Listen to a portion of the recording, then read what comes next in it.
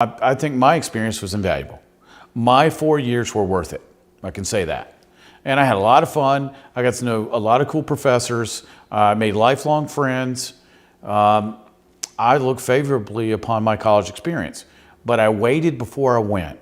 I took 8 gap years before I went back, right? I always tell people now, most people, I know how much of a knucklehead I was at 18. Come on, man, I didn't even know who I was or where I was going. That gap year works.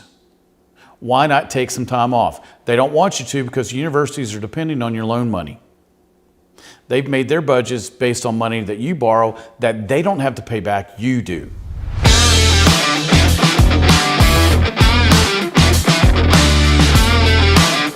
Hey, welcome to What's Your Problem? I am Scott Farrell, your host. Thanks for joining me. Now, let me go ahead and get some housekeeping out of the way. If you have any questions about anything that we talk about on this show, wyppodcast.com is how you find about us. But if you have a problem that I've never covered, send it to me. Problem@wyppodcast.com. All right, today's topic is in the handy piece of paper here. Should I attend college? Why am I handling this topic right now? I got this question from a girl who's 18 this past weekend. And basically I just wrote down what I told her. But as a teacher of 20 plus years, I taught, good grief, I've taught in every group. I had kindergarten, elementary, middle, and high school over 20 plus years. But our high school kids would ask us, should I go to college? Now, I know that the school systems are pushing everybody to go to college. Should everybody go to college? The answer is no. And then I think back to when I was a kid. They were not pushing everybody to go to college when I was a kid. 70s and 80s, early 80s, late 70s, early 80s. It was, you go to college 4, you go to tech school 4, you go straight to the workforce 4. In our high school, you could get certified and be in carpentry, electricity, being a brick mason, cosmetology, etc. You could already have your license by the time you graduated. I mean, our high school really was like Greece. And it was great because all my friends that did that are doing really well now. So you always have to sit and go, all right, why do we as people attain, why do we go get a college degree? Well, when I was a young man getting ready to leave the high school experience, it was to make money. All right, we're going to college to better ourselves, to get the ability to go earn X, right? Why do people tell me now they go to college? Well, I want to find myself. I just want to be there. I want to go for the experience. And I'm like, hold up, homie. Let me get it straight. You want to spend $100,000 to $150,000 to go experience life, to find yourself, to get a sculpture degree. You can never make money. Not that I don't like sculpture. I'm just saying. To get a European literature degree, whatever it is. And this is, I'm getting this from people that have told me these things. Knowing you probably can't get a degree. It's funny, a Far Side commercial did. Final exam was, what can you do with a philosophy degree? That was the final exam for a philosophy class from Far Side. And the answer was wait tables. So it always amuses me. So I wrote down what I said to her. All right, so let's look at it this way. The average degree, I went to a private school, a private college. So I won't throw that in there. I'm going to do public school. So public school, let's say I'm in the state of Georgia. Let's say I attend a Georgia university. So let's say it's $25,000 a year. All right, so 4 years, that's $100,000. That's easy math. The folks in this room right now, front and behind the camera, all went to private schools. So we'll skew the thing if we do this. So we're staying with public. All right, so let's say it's $100,000. All right, so I always have to look and say, this is an investment. I'm getting ready to put $100,000 into this. No different than buying a rental home. At least with a rental home, I know if I put $100,000 in, I'm going to get some rent back, and then I'm going to get all the tax benefits, and the IRS is going to treat me favorably. Is my college degree going to treat me equally as favorably, right? Is this going to pay me back? All right, so then you have to say, all right, so if I'm going to spend $100,000, what degree do I need to get to pay not only the money back, but also make a living for my family? I might have kids, things I want to do, are there vacations I want to do? Then I want to retire, right? So it is about making money. I hear people tell me all the time, but I want to live my passion. I'm passionate. Stop. I'm not Mr. Feelings anyway. Stop living your passion. Live something that's going to put food on the table. Passions are for hobbies. I'm passionate about my wife and I'm passionate about comic books. Neither of which, you do not want me to sit here and recite all the comic book stuff I have, all the rings I have, and how much I geek out over Batman. That's probably not going to serve anybody's purpose. That's my passion. My wife's my passion. My family are my passion. My job is America's behavior expert and being a pastor. That's my job. And I got my degree in behavior and education.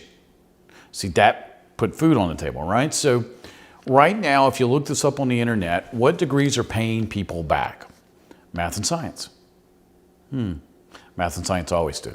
Finance, architecture, mathematics, any realm of mathematics.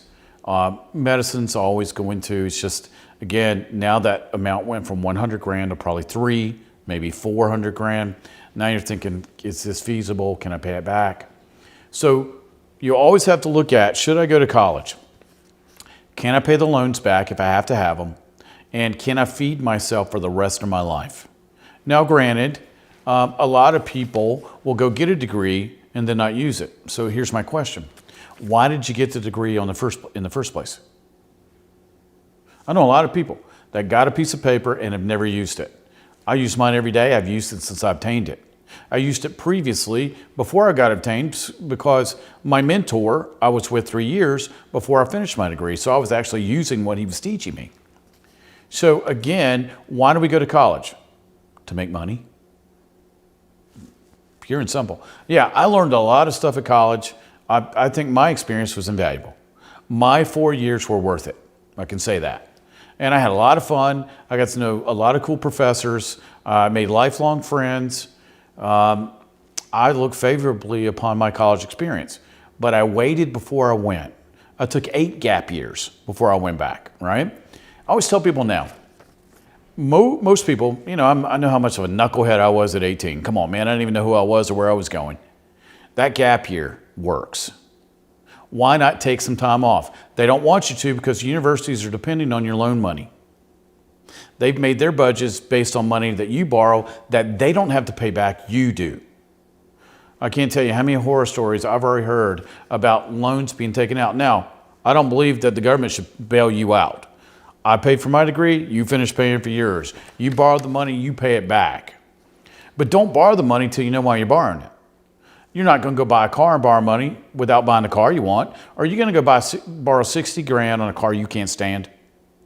Or are you going to go buy a house you hate and then finance 300 grand on a house you don't want to live in? No. So why would you do that for a college degree? Now, I realize that high schools are designed to push people to college. That's foolish. I always thought it was foolish. I told people it was foolish when I was a teacher. Plus, about 20% of the kids leaving high school right now, this day, are ready for college. It's never changed. We've poo-pooed trade schools.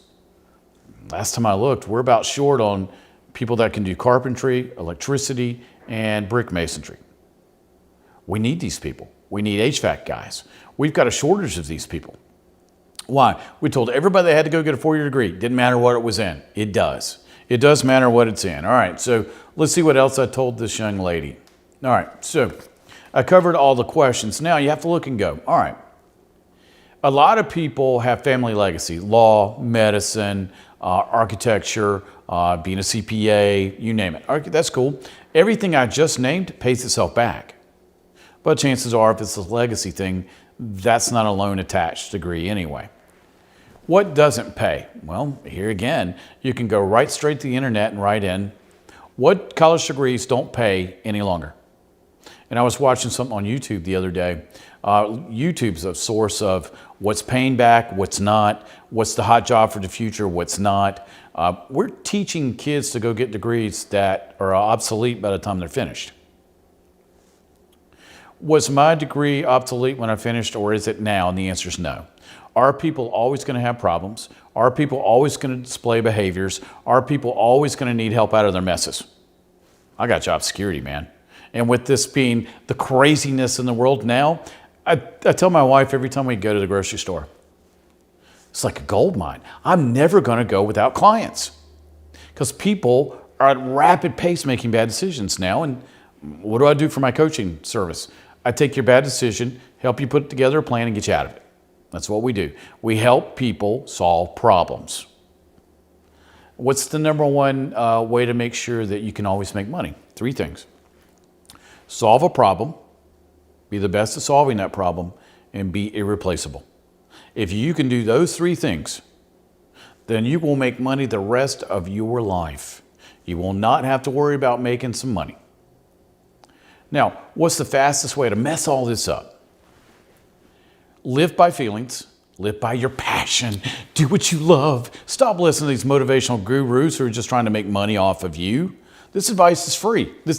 Last time I looked, we're not charging for this. This is free. Take it. Do what's going to put food on the table.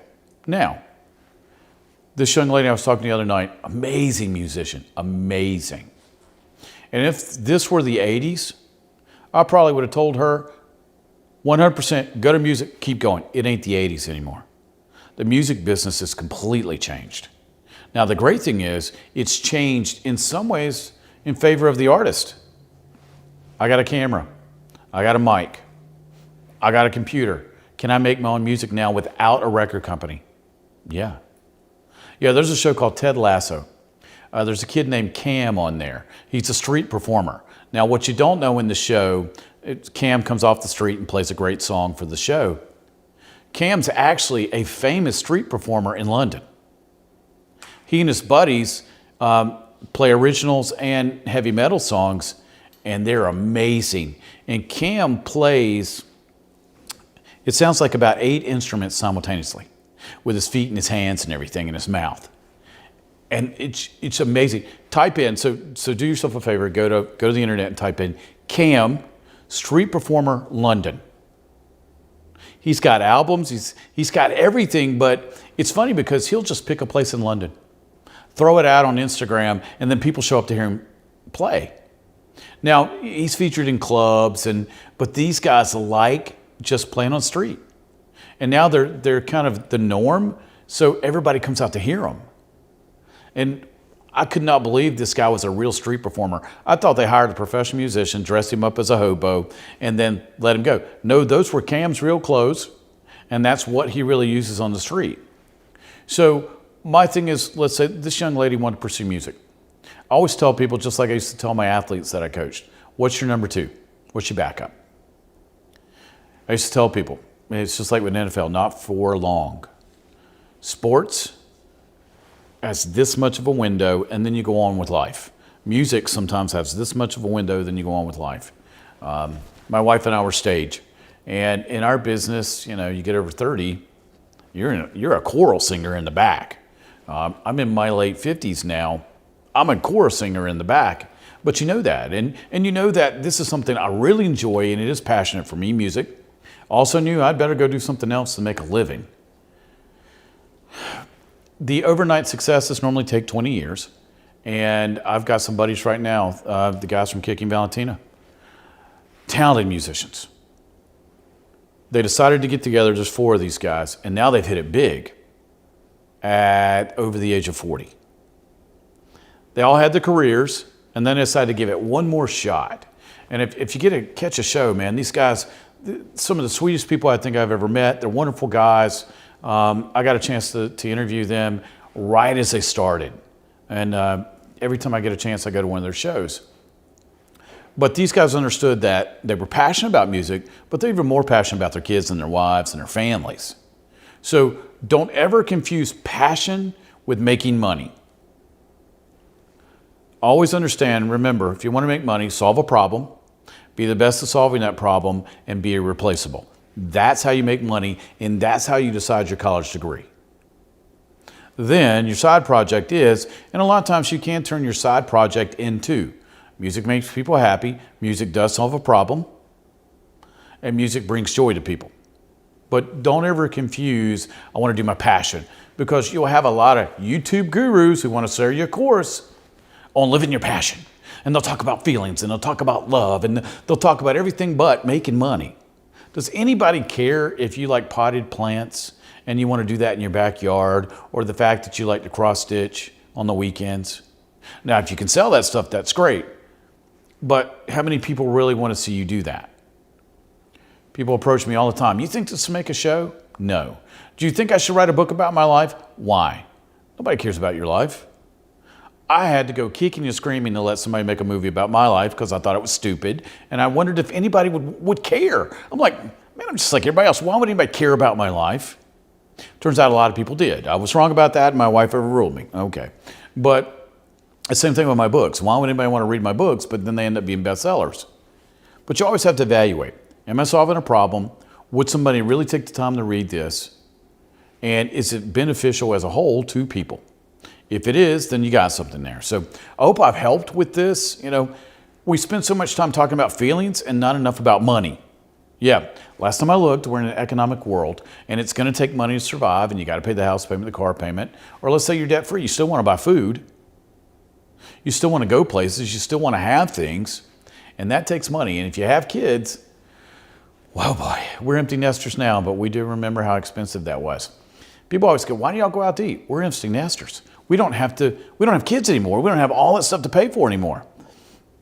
As I look at the youngsters through the camera and behind it, I just smile because, you know, I'm on this side. I'm on grandpa time now. So grandpa always has more disposable income because he ain't got all the things to pay for. Why? Because he chose wisely with his degree. My wife and I both have our degrees paid for. We both did go to college, and we both use our degrees every single day of our lives.